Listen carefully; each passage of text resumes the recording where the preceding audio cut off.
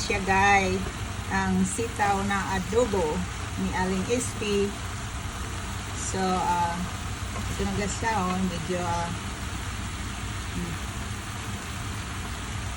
malapit na siya maluto guys.